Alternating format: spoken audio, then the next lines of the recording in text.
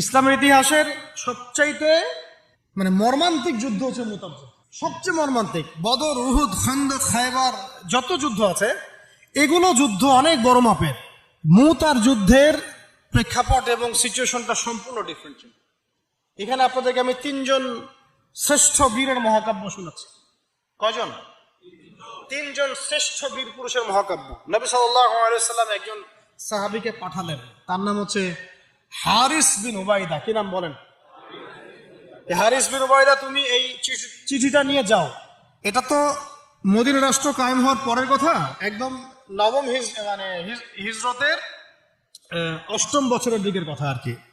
তখন ততদিন হুদাইবিয়ার সন্ধিও হয়ে গেছে এবং কাজা ওমরা আদায় হয়ে গেছে এবং খায়বার যুদ্ধ জয় হয়ে গেছে। খায়বারের পরের কথা এটা আর কি, যে হারিস বিন উবাইদা তুমি এই চিঠিটা নিয়ে যাও, ওই রোমকদের কাছে যাও। তখন তো সুপার পাওয়ার 2টা, রোমানরা এবং পার্সিয়ানরা। তো এখনকার ওই যে এই কন্টিনেন্টের ন্যাটো আর ওই কন্টিনেন্টের চায়না রাশিয়ার মতো যেতে পারতেছে। তো সে গেল ওখানে। সুরাহবিল আল গাসসানি একজন শাসক ছিলেন ওইখানকার সিরিয়ার। তো সে ওই চিঠিটা দেখে বলতেছে যে আচ্ছা ঠিক আছে, বসো, দেখি কি করা যায়। চিঠিতে লেখা আছে ইসলাম কবুল করেন, আল্লাহ পাক শান্তি বর্ষণ করবেন, তাসলিম তাসলিম। ওই যে নবী সাল্লাল্লাহু আলাইহি ওয়াসাল্লাম চিঠি আছে না একটা রাষ্ট্রপ্রধানদের কাছে, সে চিঠি উদ্ধত আচরণ। আমি এখানকার আমির, আমাকে ওই মক্কার মেষপালকরা চিঠি পাঠায়। কে চিঠি নিয়ে আসছে? হারিস বিন উবাইদা। আচ্ছা ওকে বসাও। হারিস বিন উবাইদা রাদিয়াল্লাহু আনহুকে রাষ্ট্রদূত, কিন্তু তিনি রাষ্ট্রদূতকে তারা নির্মম ভাবে হত্যা করলো। কথা বুঝতে পারছেন? এবার নবী সাল্লাল্লাহু আলাইহি ওয়াসাল্লামের কাছে খবর যখন আসছে রাষ্ট্রদূতকে হত্যা করেছে। আমার সাহাবীকে, কয়জন সাহাবীকে হত্যা করেছে? 10 জন, 20 জন, 100 জন না একজন সাহাবীকে হত্যা করার প্রতিশোধ নেওয়ার জন্য নবী সাল্লাল্লাহু আলাইহি ওয়াসাল্লাম 3000 বাহিনীর একটা জিহাদি কাফেলা তৈরি করলেন। 3000 বাহিনী কাফেলায় তিনি নিজে নেতৃত্ব না দিয়ে বললেন যে এই কাফেলার নেতৃত্ব দিবে আমার প্রিয় ভাজন, তাকে তার পালক পুত্র বলা হতো এক সময়, যায়েদ ইবনে হারেসা রাদিয়াল্লাহু আনহু। কোন যায়েদ? তায়েফের সফরের সঙ্গী, তায়েফের সফরে একজন সাহাবী তার সাথে ছিলেন, তার নাম যায়েদ ইবনে হারেসা। যখন তায়েফবাসী নবীজিকে মারছিলেন, যায়েদ ইবনে হারেসা রাদিয়াল্লাহু আনহু তার বুক দিয়ে নবীকে জড়ায় ধরেছিলেন যে আমার গায়ে আঘাত লাগুক, তার গায়ে না লাগুক। এই সাহাবী যায়েদ ইবনে হারেসা রাদিয়াল্লাহু, তাকে পতাকা দিয়ে বললেন এই মুতার যুদ্ধের আমির হচ্ছে যায়েদ ইবনে হারেসা। যদি যায়েদ ইবনে হারেসা শহীদ হয় তাহলে পতাকা বহন করবে জাফর ইবনে আবি তালেব, আমার চাচাতো ভাই। কোন জাফর? যিনি আবিসিনিয়ায় গিয়েছিলেন মুসলিমদেরকে নিয়ে হিজরত করতে, মনে আছে? যিনি বাদশাহ নাজাশির সামনে কোরআন তেলাওয়াত করার, সূরা মারিয়াম তেলাওয়াত করার কারণে বাদশাহ নাজাশির চোখ দিয়ে দরদর করে পানি পড়তে শুরু করেছে। ওই বাদশাহ নাজাশিও পরে ইসলাম কবুল করেছে, আলহামদুলিল্লাহ। জাফর রাদিয়াল্লাহু আনহু পতাকা বহন করবে যদি যায়েদ ইবনে হারেসা শহীদ হয়। এরপরে যদি জাফরও শহীদ হয়, পতাকা বহন করবে আমার আরেক প্রিয় ভাজন সাহাবী আব্দুল্লাহ বিন রাওয়াহা রাদিয়াল্লাহু আনহু। আব্দুল্লাহ বিন রাওয়াহা রাদিয়াল্লাহু, যাকে যে কোনো মুহূর্তে যদি বলতেন ইসলাম নিয়ে একটা শের বলেন, একটা কবিতা বলেন, ইনস্ট্যান্ট তিনি শের বলে ফেলতে পারতেন।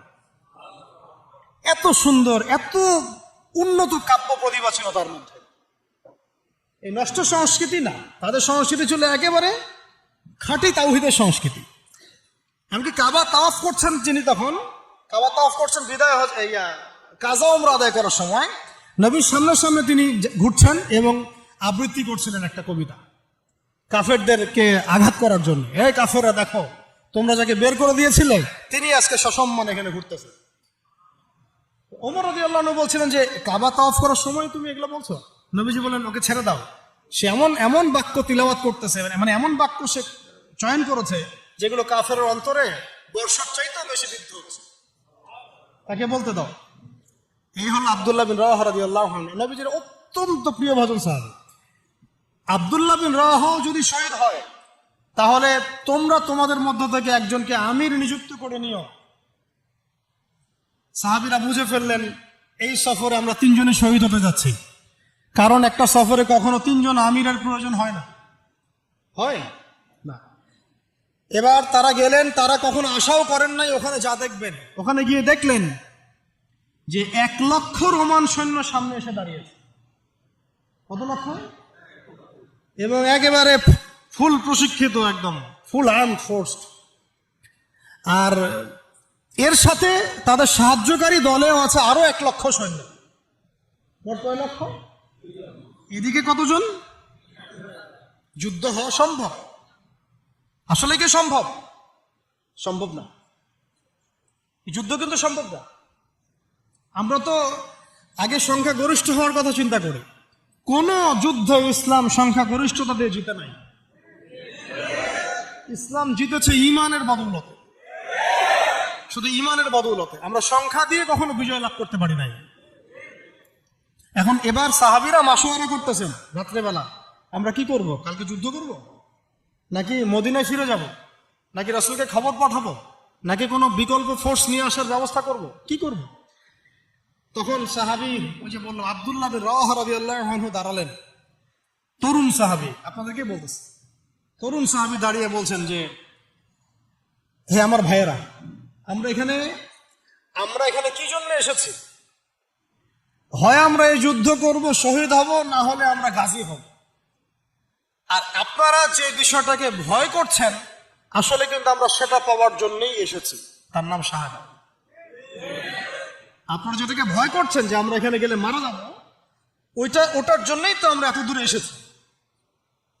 আমরা গাজী হই অথবা শহীদই হই, আমাদের জন্য আজর আল্লাহর কাছে লেখা থাকবে। তো তার এই এমন ইমানদীপ্ত ছিল ভাষণটা, আমি তো ওটা বলতে পারলাম না, আরবিতে তিনি বলেছেন। এতে উৎফুল্ল হয়ে বা ইন্সপায়ার্ড হয়ে সাহাবীরা আর দ্বিতীয়বার ভাবলেন না, ঠিক আছে কালকে যুদ্ধ হবে। এবার পরের দিন যুদ্ধ শুরু হল। এটা কি সম্ভব যুদ্ধ?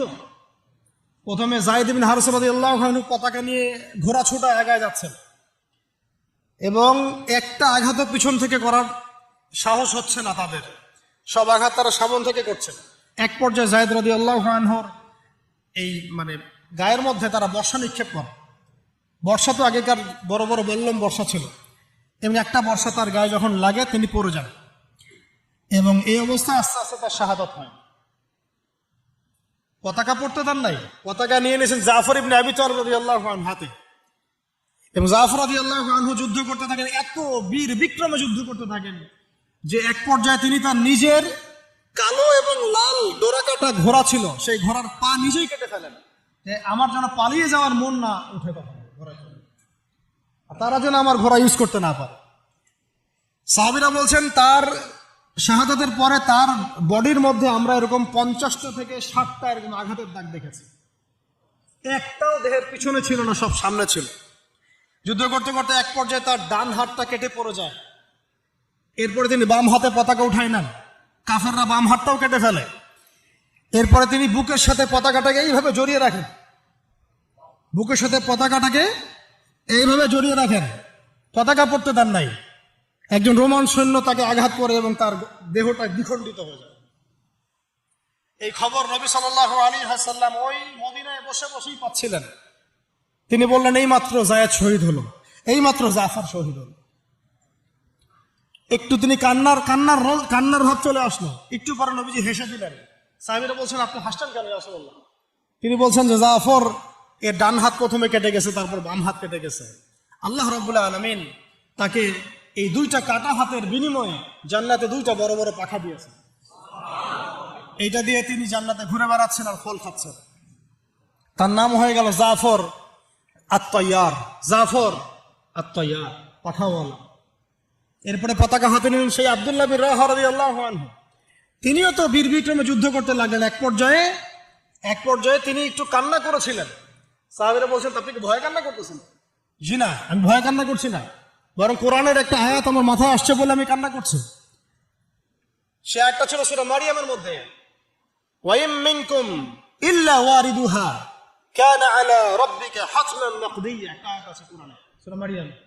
এটা হচ্ছে আপনার রবের একেবারে একটা চির নির্ধারিত একটা বিষয়, যে তোমাদের সবাইকে, আবার বলছি, ওয়াইম মিনকুম ইল্লা ওয়ারিদুহা কানা আলা রাব্বিকা হাতমান মাকদিয়া, মানে তোমাদের সবাইকেই আবশ্যিকভাবে ম্যান্ডেটরি ভাবে এই জান্নাত জাহান্নামের উপর অবস্থিত এই পুল সিরাত পার হতেই হবে। এটা তোমার রবের একটা প্রাচীন একটা মানে স্টেটমেন্ট, এটা তোমাকে করতেই হবে, সবাইকে করতে হবে।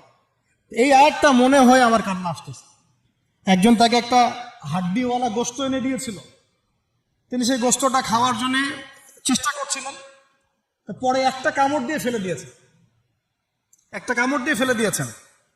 তারপরে তিনি ছুটলেন যুদ্ধ করার জন্য, এবং ওই সময় একটা কবিতা আবৃত্তি করেছেন, হে আমার মন, তোমার নফস হয়তো চাচ্ছে, তুমি হয়তো চাচ্ছ এখান থেকে পালিয়ে যাওয়ার জন্য, জেনে রাখো সামনে তুমি যা দেখছো এর পিছনে আছে জান্নাত। শেষমেশ কি জীবন দেখেন, কি ব্যক্তিত্ব, কি ক্যারেক্টার, কেমন গায়রত, কেমন ইজ্জত, কেমন সম্মান, কি জীবন। এরপরে তিনিও শহীদ হলেন, পতাকা হাতে তুলে নিলেন, আল্লাহর বীর খালিদ বিন ওয়ালিদ রাদিয়াল্লাহু আনহু, তাকে পতাকা দেওয়া হলো। তিনি কিন্তু নতুন মুসলিম হয়েছেন। উহুদের যুদ্ধের যে ক্রাইসিস, এটা কিন্তু তার হাতে। কাজা উমরা আদায় করতে গিয়ে নবীজি চিঠি লিখে দিয়েছেন, ছোট্ট করে একজনের দ্বারা লিখিয়েছেন যে খালিদকে চিঠিটা পৌঁছে দিও। ওখানে লিখা আছে, খালিদ তুমি যদি কাফেরদের পক্ষ অবলম্বন না করে মুসলিমদের পক্ষ নিতে, কতই না ভালো। ঠিক আছে, এই একটা লেখা, একটা চিঠি খালিদ রাদিয়াল্লাহু আনহু একবারে কলিজাটা কাঁপায় ফেলছে। তিনি মক্কা থেকে মদিনায় গিয়ে নিজে ইসলাম কবুল করে আসছেন, এবং নবী সাল্লাল্লাহু আলাইহি ওয়াসাল্লাম তাকে কিন্তু আন্ডারস্টিমেট করেন নাই। তার হাতে উল্টা তরোয়াল উঠাই দিয়ে বলছেন যে আজকে থেকে এই তরোয়াল তোমার, এবং তোমার নাম হচ্ছে সাইফুল্লাহ, তুমি আল্লাহর তরবারি। এরপর থেকে তিনি প্রায় 80-90টা যুদ্ধ করেছেন, সবগুলাতে জয়লাভ করেছেন। মাশাআল্লাহ। ওই খালিদ রাদিয়াল্লাহু আনহু পতাকা তুলে নেন মোতার যুদ্ধে। তারপরে সিরাতের মধ্যে আসছে, তিনি বলছেন নিজের ভাষায় যে ওই দিন আমার হাতে 9টা তরোয়াল ভেঙে গেছে। যুদ্ধ করতে করতে করতে করতে ওই দিন আমার হাতে 9টা তরোয়াল ভেঙে গেছে। তিনি ছিলেন যুদ্ধ কৌশল অত্যন্ত পারদর্শী, হোটে হাটে কোনো কাজ করতেন, অনেক পারদর্শী। তিনি ডানের সৈন্যকে বামে নিয়ে আসছেন, বামেরটাকে ডানে নিয়ে গেছেন, সামনেটাকে পিছনে নিয়ে আসছেন, পিছনেটাকে সামনে নিয়েছেন। বর্ষা যারা ছিল তাদেরকে পিছনে নিয়ে আসছেন, তীরন্দাজদেরকে সামনে দিয়েছেন, মানে ওদেরকে ভেবা চাকা খাওয়াই দিয়েছেন যে ওরা মনে করতেছে এরা মনে হয় অনেক, হ্যাঁ এরা মনে হয় আরো বিকল্প ফোর্স নিয়ে আসছে মনে হয়। তো ওরা আস্তে আস্তে পিছনের দিকে যাওয়া শুরু করতেছে, আর এদিকে মুসলিমরা একটু একটু করে সেফ জোনে আসার চেষ্টা করতেছে পিছনের দিকে। ওরা ভাবতেছে পিছনের সামনে যদি আগাই, হয়তো পিছন থেকে ওরা আরো সৈন্য নিয়ে আসছে, আমাদেরকে আক্রমণ করবে। এই আল্লাহ পাক ভয় চাপাই দিলেন, এরা পালায় চলে গেল। 3000 সৈন্য নিয়ে 2 লক্ষ সৈন্যকে পরাজিত করা হয়েছে। খালিদ রাদিয়াল্লাহু আনহু বললেন, আমার হাতে সেই দিন 9টা তরোয়াল ভেঙেছে, আর শেষমেশ ছোট্ট একটা ইয়েমেনি চাকু দিয়ে আমি যুদ্ধ করেছি। তাহলে চিন্তা করেন কত কাফের মারা গেছে। আর মুসলিমদের মধ্যে মাত্র 12 জন সাহাবী শহীদ হয়েছে। মাত্র 12 জনকে তারা মারতে পারছে, বাকিদেরকে মারতে পারেনি। এইগুলো হচ্ছে মহাকাব্য, জাজল্যমান মহাকাব্য, যেগুলো আমাদের এই প্রজন্মকে জানানো উচিত এবং আপনাদের মাথায় থাকা উচিত। প্রত্যেকটা সংগ্রাম, প্রত্যেকটা বিপ্লব, প্রত্যেকটা অভ্যুত্থানের পিছনে যেন থাকে আল্লাহর সন্তুষ্টি, আল্লাহর দিন কায়েমের চেষ্টা, আল্লাহর দিনের খেদমতের চেষ্টা এবং ইনসাফ প্রতিষ্ঠার চেষ্টা, এবং জালেমের বিরুদ্ধে আমাদের অবস্থান সবসময় শক্ত থাকবে ইনশাআল্লাহ। এরকম অনেক ঘটনা আছে, আমি আজকে আর বলার সুযোগ পেলাম না। ইনশাআল্লাহ আরো একদিন আল্লাহ যদি তৌফিক দেন, ইনশাআল্লাহ তাআলা আমি আপনাদের সাথে আবার এগুলো সেশন করবো ইনশাআল্লাহ। তো শেষ করার আগে আমি জাস্ট 2-1টা নাম উচ্চারণ করতেছি। সেটা হচ্ছে আমার খুব পছন্দের একজন ব্যক্তিত্ব, ইমাম হুসাইন রাদিয়াল্লাহু আনহু। নাম মনে আছে না? তার কারবালার মাঠের ঘটনা আপনারা জানেন। এইগুলো মহাকাব্য। তিনি সপরিবারে নিহত হলেন, শেষ পর্যন্ত কিন্তু আত্মসমর্পণ করেন না। করেছেন?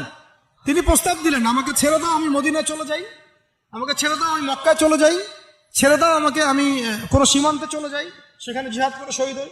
তারা কিন্তু সুযোগ দেয় নাই। আমাকে বলেন, যারা তাকে আক্রমণ করেছিল তারা কি কালিমা পড়া মুসলমান ছিল না? বলেন, তারা কি কাফের ছিল? তাহলে এখন কি ইমাম হোসেন যে এখানে প্রতিবাদ করলেন, হাতে অস্ত্র উঠিয়ে নিয়ে যুদ্ধ করে শেষ পর্যন্ত শহীদ হলেন, তার যুদ্ধটাকে সন্ত্রাসী কর্মকাণ্ড ছিল? ঠিক অনেকে আছে আমাদের সমাজে, তারা মনে করে যে মুসলিমরা যতই পাপ করুক না কেন ওদেরকে কিছুই বলা যাবে না।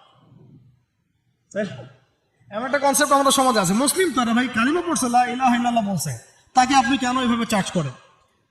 আরে কালিমা তো আব্দুল্লাহ বিন উবাইও পড়েছিল। আব্দুল্লাহ বিন উবাই কি কালিমা পড়ে নাই? তাহলে কি আপনি তাকে মুমিন বলে গণ্য করবেন? মনে রাখবেন একটা কথা, যাকে তাকে কোনো ক্ষুদ্র বিষয়ে কাফেরও যেমন বলা যাবে না, আবার যাকে তাকে মুসলমানও বলা যাবে না।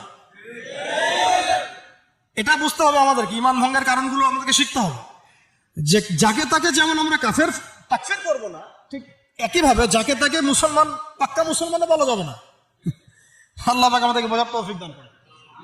ঠিক এইভাবেই উমর রাদিয়াল্লাহু আনহু একদিন ফজরের নামাজে দাঁড়িয়ে কিরাত করছেন, পিছনে এক দাস, এই ফাইরুজ আবু লু'লু একেবারে ধারালো ছুরি দিয়ে উমর রাদিয়াল্লাহু আনহুকে 2-3টা আঘাত করলো। উমর রাদিয়াল্লাহু আনহু শহীদ হলেন।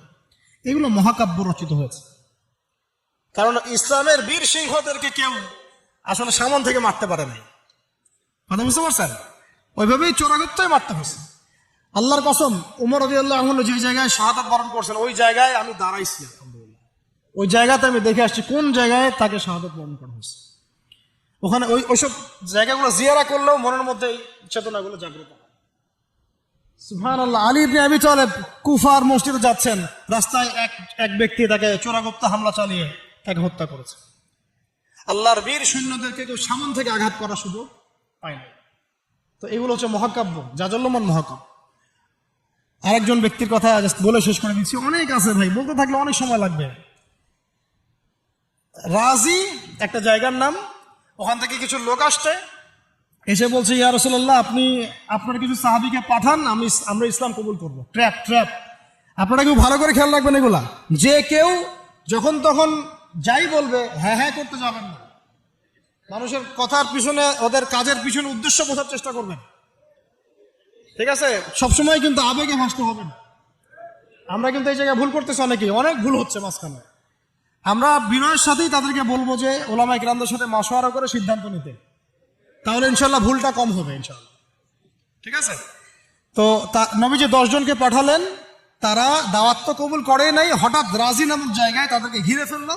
ঘিরে ফেলে 3 নিক্ষেপ করে 10 জন সাহাবী 7 জনকে শহীদ করে ফেললো। ট্র্যাপে। মানে এমনও আছে যে ওয়াজ মাহফিলে ডেকে মানুষ অনেক আলেমদেরকে মানে খারাপ কিছু করে ফেলাইছে। হ্যাঁ, এরকম হিস্ট্রি আছে। তো সতর্ক থাকতে হবে, সতর্ক থাকার চেষ্টা করে। এখন 3 জন সাহাবী যুদ্ধ চালিয়ে যাচ্ছেন, তারপরেও তার মধ্যে একজন হচ্ছেন খুবাইব রাদিয়াল্লাহু আনহু। কি নাম বলেন? খুবাইব রাদিয়াল্লাহু আনহু। খুবাইব রাদিয়াল্লাহু আনহুকে এক পর্যায়ে মানে আর কতক্ষণ পারা যায়, 100 জন ঘিরে ফেলছে, আমরা 10 জন, 7 জন শহীদ হয়ে গেছে, 3 জন বাকি আছে, কতক্ষণ পারা যায়? তো তারা বললো যে তোমরা পাহাড় থেকে নেমে আসো, তোমাদেরকে ছেড়ে দিব। 3 জন মাশওয়ারা করছেন, না নামা যাবেন, নামলে কিন্তু ওরা আমাদের ধরে ফেলবে। তারপরে বাধ্য হয়ে এক পর্যায়ে নামতে হয়েছে। নামার সাথে সাথে একজনকে তারা মেরে ফেলছে, বাকি 2 জনকে তারা মক্কায় বিক্রি করে দিয়েছেন। ওই মক্কার 2 জনের মধ্যে একজন হচ্ছেন খুবাইব রাদিয়াল্লাহু আনহু। কি নাম? খুবাইব রাদিয়াল্লাহু আনহু। আরেকজনের নাম আসিম রাদিয়াল্লাহু আনহু। আসিম রাদিয়াল্লাহু আনহুকে তারা হত্যা করেছে এবং তার লাশটাকে বিকৃত করার চেষ্টা করেছিল। কিন্তু আসিম রাদিয়াল্লাহু আনহু ওই সময় দোয়া করেছিলেন, আল্লাহ আমার লাশকে কোনো কাফেরের হাতে বিকৃত হতে তুমি দিও না। যুদ্ধ করতে করতে কথাটা বলেছেন, কারণ তিনি বুঝতে পারছেন যে 100 জন ঘিরে ফেলছে। ওদের একটা ট্রেডিশন ছিল লাশ বিকৃত করা, যে আল্লাহ আমার লাশটাকে তুমি কোনো কাফেরের হাতে বিকৃত করতে দিও না। তখন আল্লাহ রাব্বুল আলামিন তার শাহাদাতে পড়ে এক ঝাঁক ভেমরুল পাঠায় দেন, তারা তার গায়ের উপর বসে পড়ে, কোনো কাফের তাকে হাত দিতে পারে না। আল্লাহ পাক এভাবে সাহায্য করে। আর এদিকে খুবাইব রাদিয়াল্লাহু আনহুকে বিক্রি করে দেওয়া হলো মক্কায়, তাকে জেলখানায় রাখা হচ্ছে। তো খুবাইব রাদিয়াল্লাহু আনহু জেলখানায় বসে আছেন, এটা একটু শুনেন আপনারা। জেলখানায় বসে আছেন, তার খুরের কাজের প্রয়োজন হয়েছে। ছেলেদের প্রয়োজন হয় না? খুরের কাজ তো বুঝতে পারছেন, অ্যাডাল্ট আপনারা। তো খুর চেয়েছেন, একটা খুর, আমাকে একটা খুর দাও। এখন কথা হচ্ছে খুবাইব রাদিয়াল্লাহু আনহু খুর চাইছেন, খুর দেয়া হয়েছে, তারা খুর দিচ্ছেন। তো খুর কাজ শেষ করার পরে ওই কাফেরদের একটা বাচ্চা, ছোট বাচ্চা, তো দৌড়াদৌড়ি করতে গিয়ে ওই জেলখানার ভিতর ঢুকে গেছে, খুবাইব রাদিয়াল্লাহু আনহুর কাছে চলে আসছে। তো খুবাইব রাদিয়াল্লাহু আনহু কিন্তু পারতেন তাকে জিম্মি করে ওখান থেকে বের হইতেন, পারতেন না? তিনি কোলে বসে আদর করতেছেন বাচ্চাটাকে, যার বাচ্চা সে তো আতঙ্কে, এইবার তো অবস্থা খারাপ, আমার বাচ্চাকে মেরে ফেলে তো সমস্যা হবে।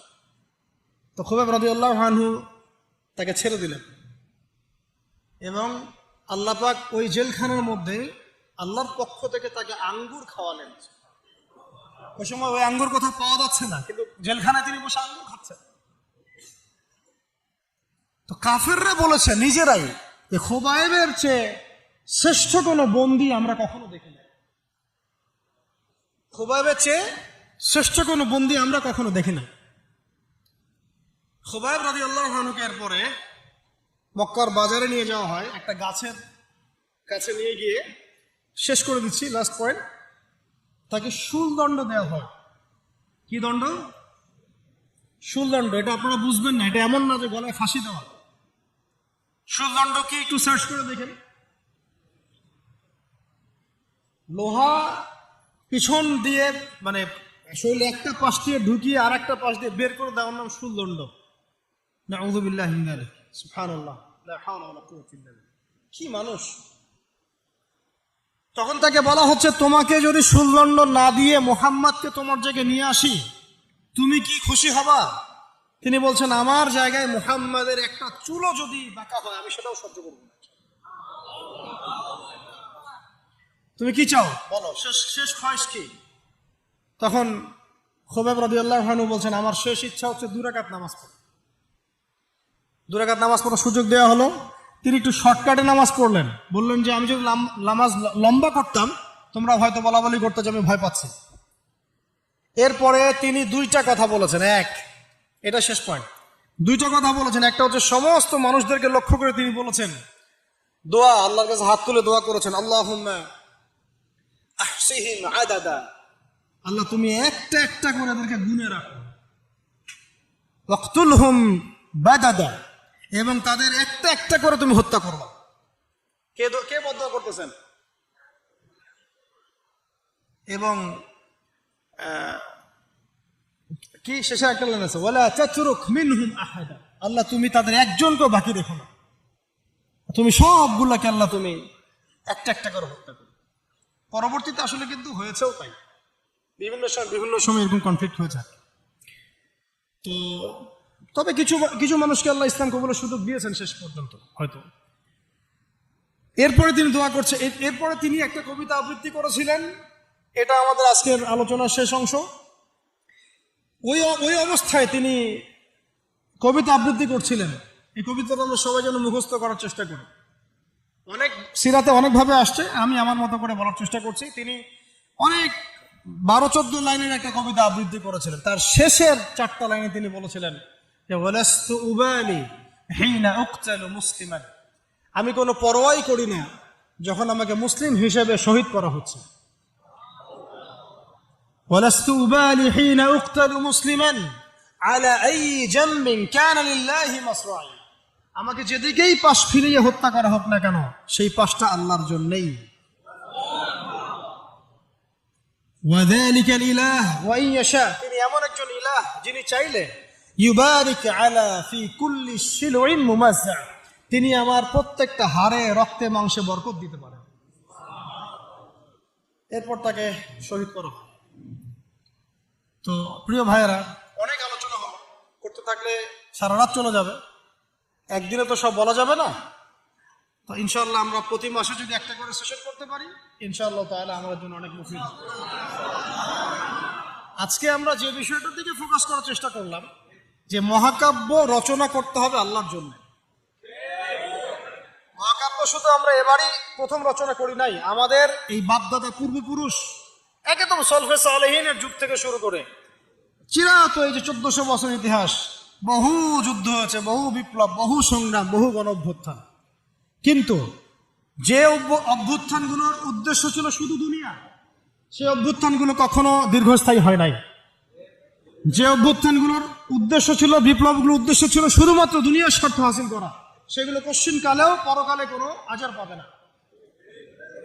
আর যে বিপ্লব, যে গণ অভ্যুত্থানগুলো শুধুমাত্র আল্লাহকে রাজি খুশি করার জন্য, আল্লাহর দ্বীনের জন্য, তার নবীর জন্য, ইসলাম প্রতিষ্ঠার জন্য কায়েম করা হয়েছে, সংগঠিত হয়েছে, শুধুমাত্র সেগুলোই দুনিয়াতেও সফল হয়েছে, পরকালও সফল হবে ইনশাআল্লাহ। এবং আমাদের এই ভাইদের ত্যাগগুলোকে আমরা যেন বিফলে যেতে না দিই। এই নতুন বাংলাদেশে তাদের যে মহাকাব্য, এগুলোকে যেন আমরা স্মরণ করে রাখি। এবং এই স্মরণীয় করে রাখতে হলে আমাদেরকে এই মানুষগুলোর মতো মহাকাব্য রচনা করতে হবে। আল্লাহ পাক আমাদের সবাইকে কথাগুলো বোঝার তৌফিক দান করেন। তো মাঝখানে একটা কথা বলতে আমি ভুলে গিয়েছিলাম, এখন মনে পড়লো, বলে দেই, নাহলে পরে বলে দেব। ওই যে মিদআমের কথাটা আপনাদেরকে বললাম, যে বাইতুল মাল থেকে কি চুরি করছে। হ্যাঁ, আপনারা যারা গণভবন থেকে এত কিছু নিয়ে আসছেন, এখন বুঝেন কি করবেন। এটা তো বাইতুল মাল হয় নাই ভাই, ওটা কি বাইতুল মাল? এখন এই রাষ্ট্রের কি কোনো আমির আছে যে এটাকে বন্টন করে দিচ্ছে আপনাদের মধ্যে? তা তো করে নাই। তাহলে ফ্রিজ ট্রিজ, মাছ মাংস, ডিম দুধ কলা যে নিয়ে আসলেন, এটা কি হবে এখন? যাক, এটা আল্লাহ পাক যেন মাফ করে দেন, দোয়া করি। আল্লাহ রাব্বুল আলামিন আমাদের সবাইকে নবী সাল্লাল্লাহু আলাইহি ওয়াসাল্লামের সিরাত পড়ার তৌফিক দান করেন। সিরাতের আলোকে দিন বোঝার তৌফিক দান করেন। সেই দিন নিজে পালন করব, নিজের পরিবারে কায়েম করব, সেই ইলম অনুযায়ী আমল করব, হালাল খাবো এবং দ্বীনের খেদমত করব।